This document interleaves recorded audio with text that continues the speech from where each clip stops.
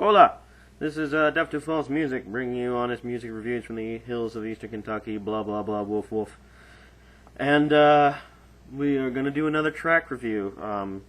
First off, just like to say thanks to the Needle Drop for replying to my questions on his page. I sent him a little comment saying what can I do to improve the site. He wants me to do the new Cage the Elephant album. I don't have a copy. If somebody can send me a link to where I can listen to it, that would be much obliged. Other than that, we're going to do a track review of a song by an artist who I didn't really pay attention to a whole lot. His name is R. Kelly. And we all know about R. Kelly, big R&B soul singer for the past 20 years. We all know he's made music about bumping and grinding and sexcapades, and he got in trouble for that whole peeing on 14-year-old girls video, which, by the way, was false. So we all know about him. He's about as infamous and as an egotistical R&B singer as Kanye West is, and so we all know who this guy is. And he just released an album a few months ago. Actually, no, he released an album last month called Love Letter, and it came out December 14th, 2010. And this album is unlike anything R. Kelly has done before. He has completely dropped. It's a complete departure from his previous work with the contemporary smooth R&B sound and the kind of big beats and sex lyrics, and instead it harks back to 60s soul music and features kind of lyrics about love and forgiveness. Those of you familiar with Marvin Gaye or Stevie Wonder or Ray Charles or Bobby Womack or any of those old soul singers will just eat this thing up. And we are going to talk about the first single off this album called When a Woman Loves. It came out September 7th. But it hasn't really caught on until just recently, when the album came out. I love the song. I absolutely love the song. It blew me away. I've never heard R. Kelly do anything like this before. And, maybe he's dabbled in soul music. I mean, he's always had soul, no matter what. His music has always had soul, but is more drenched in modern R&B and rap than anything else.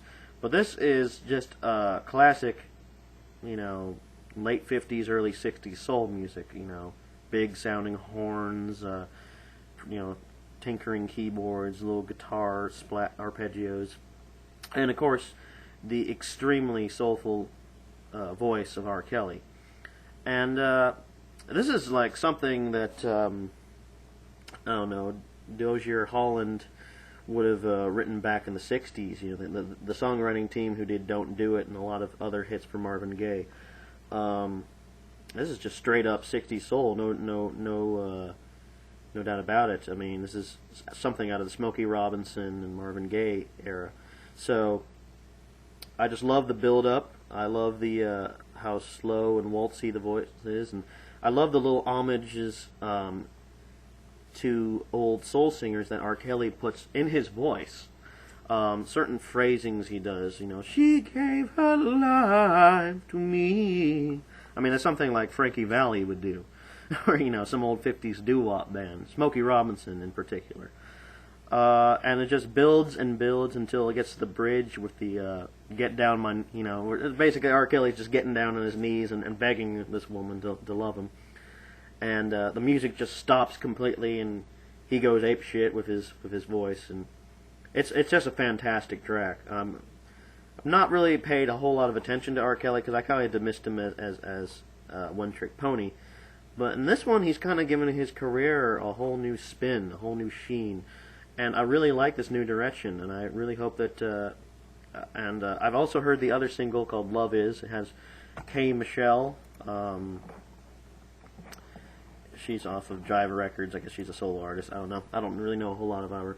But I really like that song, too. And I really like the whole new soul movement, of kind of retro soul movement with CeeLo and R. Kelly and even John Legend and The Roots' new album, Wake Up. I think that R&B and soul is kind of getting itself a new kick, and people are going forward by looking backwards. So I think that's a really good indication of where R&B will go forward. Also, Sharon Jones and the Dap Kings and many other artists are kind of bringing this whole retro soul thing back, which is great because all those, I mean, let's face it, those records are timeless. So yeah, absolutely love this track. You can find the video for it in the download box or in the info box. Just check it out. I am in love with this song, and I'm just going to give this a 9 out of 10. The only thing that makes it from being a 10 out of 10 was that, I mean, it's not 100% analog. I mean, there are some kind of modern elements to it. But I'm loving this track. So, the only thing that gives a 10 out of 10, in my book, what constitutes a 10 out of 10 is just being absolute sheer genius. And yeah, this is sheer genius, but the only point off is, we've all heard it before, obviously.